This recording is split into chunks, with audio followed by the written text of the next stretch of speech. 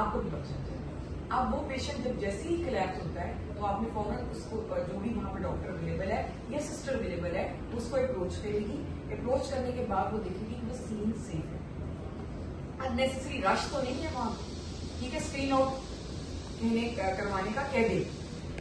आप अगर चाहें तो उसी वक्त ही आप कोड ब्लू को फोन कर दें, जिसका मैंने बाबू को पहले भी कहा था कि इनको भी ग्रुप में शामिल कर लें। वो डॉक्टर डर्माटोलॉजी वाले ना हमारा, हम लोगों ने माशाल्लाह से अल्लाह के फजल से हम लोगों का कोड ब्लू टीम्स हैं और काफी ज्यादा है जो ईरान में किया नहीं है कोड ब्लू।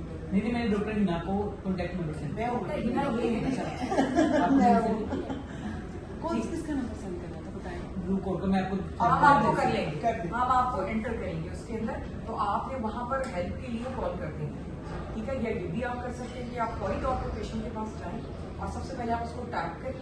टैप करने के बाद आप उससे पूछे आगे होके और उसके बाद आप उसकी कैरोटिड को फील करें। कैरोटिड कैसे फील करनी है, एवरीबॉडी जो यहाँ से मेडिसिन करके गए हैं दे नो कि ये आपका जो है, आपको मिड में अगर आप देखें तो ये आपका थायराइड कार्टिलेज है, ठीक है। थायराइड कार्टिलेज का जो अपर बॉर्डर है उसके साथ अगर आप जाएं स्टेनोक्लेडोमास्टोइड के इंटीरियर बॉर्डर तक, तो इस जगह पर आपको जो है ना 3 फिंगर्स अगर आप रखेंगे तो आपको कैरोटिड जो है फील हो जाएगी। So you can feel carotid as well as you can see the chest of the patient की इज इट मूविंग रेस्पिरेशन के लिए या नहीं मूव कर रही, ठीक है। अगर आप सिर्फ 5 to 10 सेकंड्स के लिए देखेंगे, अगर आपको लगे कि नहीं है तो इट मीन्स कि यू नीड टू स्टार्ट सीपिंग, ठीक है। सो फर्स्ट ऑफ ऑल जी आप आगे, फर्स्ट ऑफ ऑल जो है आपने सीन सेफ्टी, जैसे एक पेशेंट कोलैप्स हुआ है call for help and then after that you will come with a bed to have a seat. I am now in the middle of the class. आपने जो है सबसे पहले scene safety, everyone clear, screen out करें, ठीक है, sister को बुलाएं, call for help and then after that are you okay, ठीक है। और उसके बाद साथ आपने चेस्ट को देखना है, साथ आपने हाथ इस पे रखना है और घड़ी पे 5 to 10 seconds, not more than that, नहीं आगे। अब आपने चेस्ट कंप्रेशन स्टार्ट करेंगे। अब अगर आप अकेली हैं तो आप ही चेस्ट कंप्रेशन करेंगी और आप ही एल्बो बैक करेंगे। अगर आप 2 लोग हैं तो फिर एक बंदा चेस्ट कंप्रेशन करेगा और एक एल्बो बैक करेगा। कंप्रेशन आपने किस तरह से करनी है कि ये आप स्टर्नम, इसका लोअर एंड, उसके ऊपर आपने अपना ये हाथ जो है लेफ्ट हैंड, अगर आप लेफ्ट हैंडर हैं तो फिर ऑब्वियसली राइट हैंड रखेंगे और अगर राइट हैंडर हैं तो लेफ्ट हैंड रखेंगे, क्योंकि ऊपर जो हाथ है वो डोमिनेंट हाथ होगा। तो इसकी हील वो आप इसके ऊपर रखेंगे और आपने इसको लॉक करना है, ठीक है। लॉक करने के बाद जो है ना आपने कोशिश करनी है कि आपकी एल्बो स्ट्रेट हो और आपका जो वजन है वो आपके शोल्डर से लगेगा, ठीक है। इसके लिए अगर आपको अपने टिप टोज पे खड़ा, टोज की टिप पे खड़ा होना पड़ता है तो वो आप हो जाए, लीन कर लें, थोड़ा सा लीन कर लें, ये देखिए, ठीक है। लीन किया आपने, अब देखिए अब ये स्ट्रेट हो गया। अब आपने जो है वो इसको प्रेस करना, 1 2 3 4 5 6 7 8 9 10 11 12 13 14 15 16 17 18 19 20 21 22 23 24 25 26 27 28 29 30। इतनी ही स्पीड तकरीबन होगी और इतना ही नीचे जाएगा।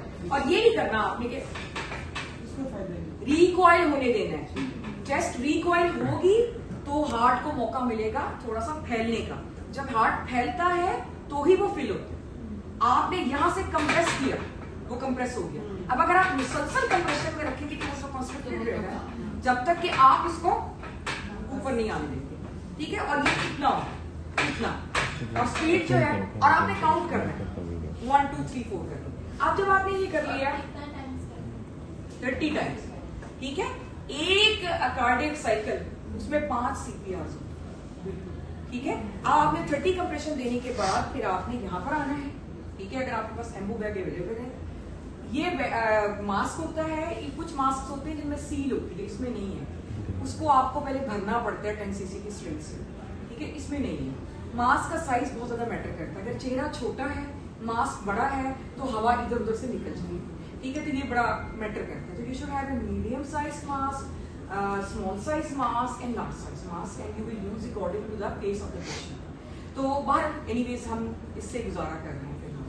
तो ये इसकी जो ऊपर वाली टिप है जो नैरो है, ये आपने ब्रिज ऑफ नोज पे रखनी है और ये जो ब्रॉड है ये उसके चिन पर, ठीक है। तो हमने इसको ऐसे रखा, ठीक है, इसको फिक्स किया। अब हमने इस वाले हाथ से जो भी हम हाथ कर रहे हैं, यूज कर रहे हैं अपना लेफ्ट हैंड, राइट से हमने इसको पकड़ा हुआ है क्योंकि मैं राइट हैंडर हूं, तो मैंने इस हाथ से जो लेफ्ट हैंड है उससे मैंने सी बनाया। सी से मैंने क्या किया कि मैंने उसको फिक्स किया इस तरह से कि एयर बिल्कुल बाहर ना निकले। अगर एयर बाहर निकल गई तो कोई फायदा नहीं। इससे सी बनाया और फिक्स किया, और इससे ये जो 3 नीचे वाली फिंगर्स है ये ई बना रही है, इससे मैंने चिन को लिफ्ट किया, ठीक है, ये जॉ को मैंने लिफ्ट किया और इससे मैंने सी बनाया, ठीक है। अब मैं इसको दूंगी 2 दफा, ठीक है, ये मेरी सी नहीं बन रही, नहीं ना बन रही, ठीक है। 2 दफा मैंने इसको प्रेस करना है। अच्छा, उसके बाद जैसे ही मैंने ये कर लिया मैं दोबारा सीपीआर रिज्यूम करूंगी। अच्छा, अगर इसमें 2 लोग हैं आपके पास, तो आप अगर एक बच्चा थक गया, क्योंकि ऑब्वियसली डर्मेटोलॉजी में इतनी आदत नहीं होती है काम करने की, क्योंकि आप लोग का काम डिफरेंट टाइप का है, तो एक बच्चा अगर थक गया तो you can switch your roles, यानी कि जो एम्बो वाला है वो चेस्ट कंप्रेशन पे आ जाए और कंप्रेशन वाला जो है वो एम्बो पे आ जाए। याद रखिए, एक कार्डियक साइकिल में 5 सीपीआर होता है। आफ्टर 1 कार्डियक साइकिल जो होता है वो आपने रिदम चेक करना होता है। बाय दैट टाइम 2 मिनट हो जाते हैं, तो उस वक्त तक कोड रूटीन आ ही जाएगी, ठीक है। हद है कि 2 कार्डियक साइकिल्स के बाद आते हैं, तो उस वक्त तक आपने ये करना है। अब सपोज अगर आपके पास वो एम्बो बैग अवेलेबल नहीं है, तो फिर आपने माउथ टू माउथ ब्रीदिंग देनी है। अब वो एक बड़ा खतरनाक सा काम है, लेकिन बाहर क्या किया जा सकता है, तो उसमें आपने सिंपली, आपको ये पता होना चाहिए कि जब आप इंस्पायर करती हैं उसके बाद हम एक्सपायर करते हैं।